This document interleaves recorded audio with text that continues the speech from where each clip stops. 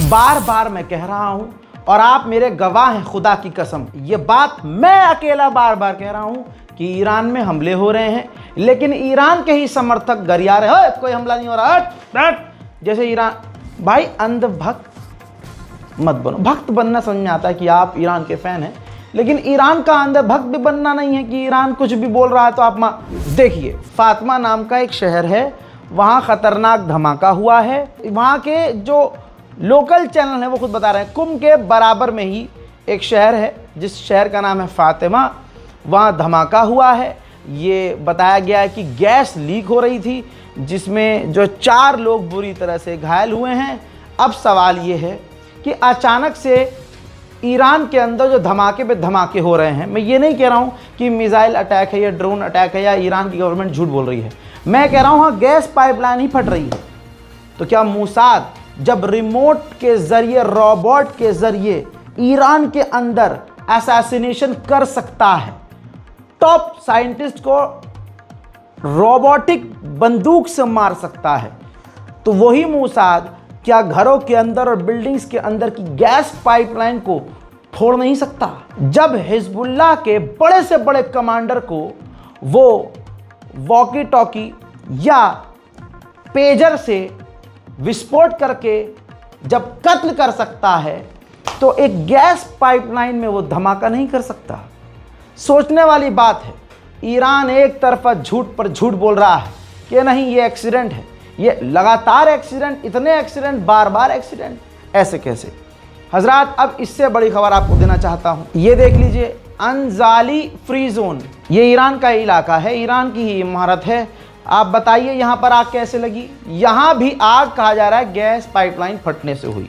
अब इससे बड़ी खबर दे रहा हूँ, ये देखिए, ईरान के बॉर्डर पर अजरबैजान के लड़ाकू हेलीकॉप्टर एक्टिविटी पर हैं, यानी लगातार मूवमेंट हो रही है ईरान के बॉर्डर पर। तो क्या अजरबैजान ईरान से भिड़ने वाला है, या फिर क्या अजरबैजान आर्मीनिया पर हमला करने वाला है? देखिए, याद रखिएगा, अजरबैजान और ईरान के रिश्ते सिर्फ मुंह से अच्छे हैं, अंदर से अजरबैजान ईरान का विरोधी ही है और इजराइल का साथ देता है अजरबैजान। ईरान ने अपने लोगों को वार्निंग दी है कि इजराइल आप लोगों से हमारी जासूसी करवाने के लिए कांटेक्ट कर सकता है या किसी को फंसा सकता है, लिहाजा अलर्ट रहिएगा। आंकड़े बड़े हुए आए हैं, 1062 ईरानियों की मौत हुई थी इजराइल के हमलों में, और दुनिया में छाती पीटी जाती है इजराइल के द्वारा कि हमारे 5 मार दिए, हमारे 20 मार दिए। वहीं ईरान के अधिकारी ने अपने मुंह से बताया है कि जब जंग चल रही थी तो हम पर 20,000 बार साइबर अटैक हुए हैं। सुनिए, در شرایطی که ما بیش از 20,000 حمله سایبری رو در کشور به سمت از خارج به سمت داخل شاهد بودیم، طبیعتاً تلاش ویژه‌ای شد که این موضوع رو مدیریت بکنیم و آسیب‌ها رو به حداقل ممکن برسونیم. همزمان با حملات میدانی، این حملات سایبری تلاش شد که یعنی دشمن تلاش کرد که खदमात बरखत कश्वर रो। लीजिए, उधर इजरायली ऑफिशियल ने अपने मुंह से कबूला है, अभी भी हम ईरान को अपने अधीन यानी अपने काबू में नहीं कर पाए हैं।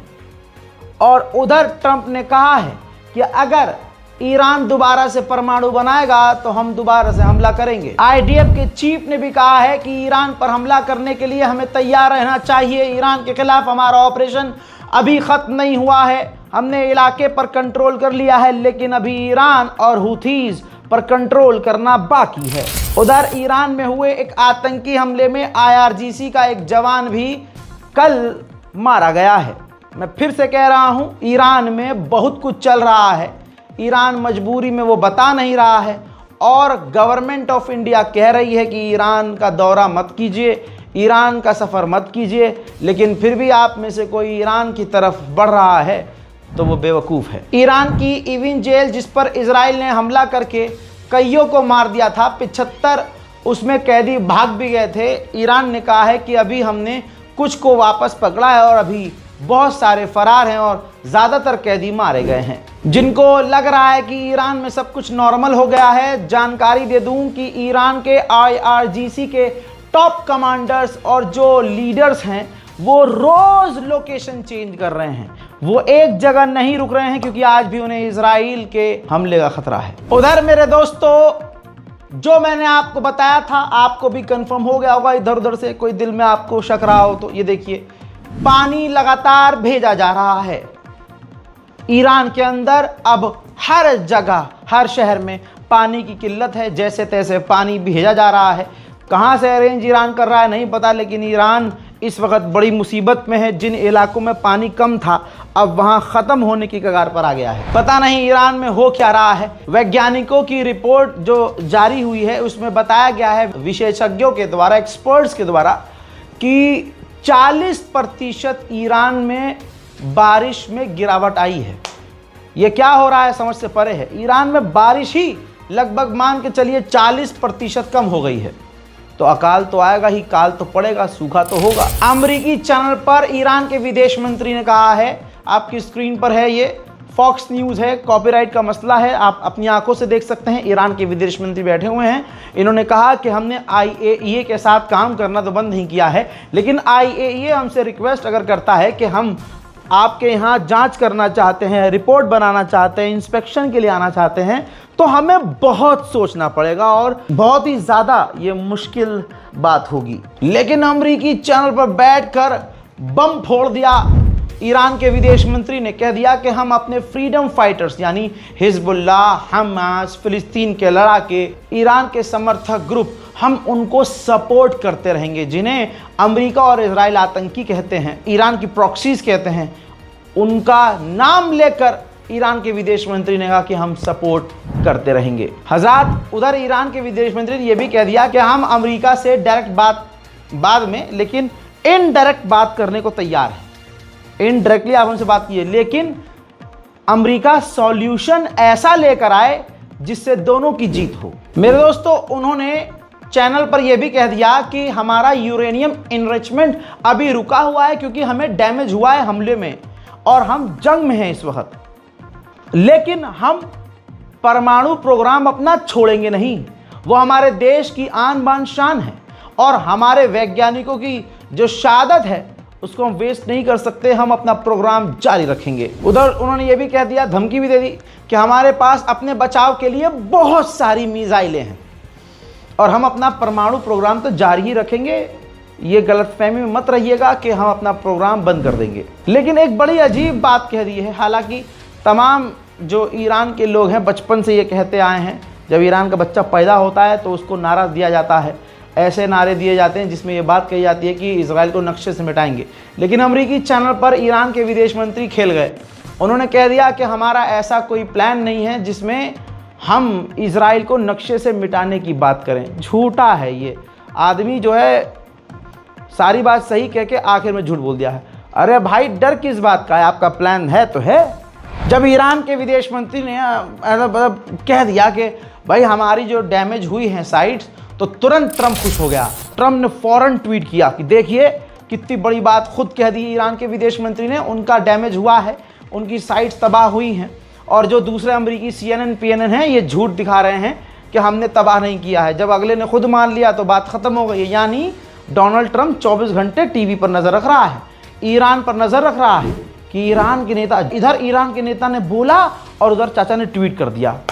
भाई मान गए ईरान को, पक्की एकदम गहरी नज़र रखे हुए हैं डोनाल्ड ट्रंप। ईरान के नेता हगने भी जाते हैं तो उसकी भी जानकारी चाहता है ट्रंप। उधर ईरान ने धमकी दी है कि अगर UN ने हम पर किसी तरह से पाबंदी लगाई तो हम पर्शियन गल्फ की सिक्योरिटी चेंज कर देंगे। यानी एक तरह से धमकी है UN के देशों के लिए कि अगर आपने कोई हम पर पाबंदी लगाई तो हम जो पर्शियन गल्फ है वहाँ आपके लिए ख़तरा पैदा कर देंगे। इजराइल के पूर्व डिफेंस मिनिस्टर का कहना यह है कि हमें फोकस करना चाहिए, हर हाल में फोकस करना चाहिए इस बात पर कि ईरान की जो गवर्नमेंट है उसको चेंज की जाए। उधर चाइना ने ईरान का साथ दिया और कहा कि हम ईरान के पीसफुल न्यूक्लियर पावर प्रोग्राम को सपोर्ट करते रहेंगे। हजरात मोहतरम, न्यूयॉर्क टाइम्स ने जो लिखा है वो आर्टिकल आपकी स्क्रीन पर है। स्पेशली स्क्रीनशॉट लेके आप व्हाट्सएप पर ज़रूर लगाइएगा, दुनिया पढ़े और ईरान की लीडरशिप कितनी बेहतरीन है, इस्लामिक तरीके से जो सरकार चलती है उसकी ताकत ही अलग होती है। यह पता चलेगा। न्यूयॉर्क टाइम्स की रिपोर्ट में खुलासा ये हुआ है, न्यूयॉर्क टाइम्स ने लिखा है कि हमले से पहले, जंग से पहले ईरान के अंदर जो बार बार लाइटें जा रही थी, इसके पीछे भी दुश्मन था और लाइट जाने की वजह से बार बार, जिससे उत्पात ईरान में मचा था, तो अमेरिका इजराइल को यह उम्मीद थी कि जनता सरकार के खिलाफ सड़क पर उतर आएगी और फिर उसी वक्त अमेरिका और इजराइल ने हमले शुरू कर दिए ईरान पर, इस उम्मीद से कि जनता अपनी गवर्नमेंट के और खिलाफ हो जाएगी और सरकार पलट देगी। लेकिन अमेरिका और इजराइल हैरत में पड़ गए कि जनता एक हो गई। लड़ने के बजाय, अपनी गवर्नमेंट के खिलाफ होने के बजाय जनता एक हो गई। उधर एमनेस्टी इंटरनेशनल ने कहा कि इजराइल ने जो जेल के अंदर ईरान में इरविन जेल पर हमला किया, उसकी जांच होनी चाहिए क्योंकि वो वॉर क्राइम है।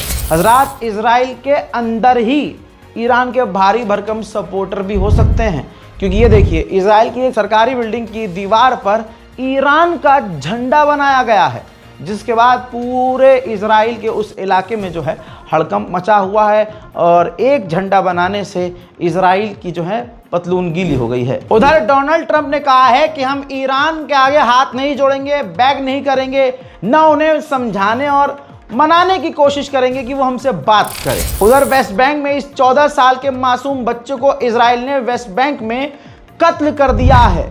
इजराइल में अमेरिकी एम्बेसडर ने फिलिस्तीन के वाइस प्रेसिडेंट से मुलाकात की है। मलेशिया के प्रधानमंत्री ने एक वीडियो जारी किया, दुनिया से अपील की और खास करके डोनाल्ड ट्रंप यानी अमेरिका से ये रिक्वेस्ट की कि इजराइल जो एग्रेशन दिखा रहा है इसको रुकवाएं और गाजा के जंग को बंद करवाएं।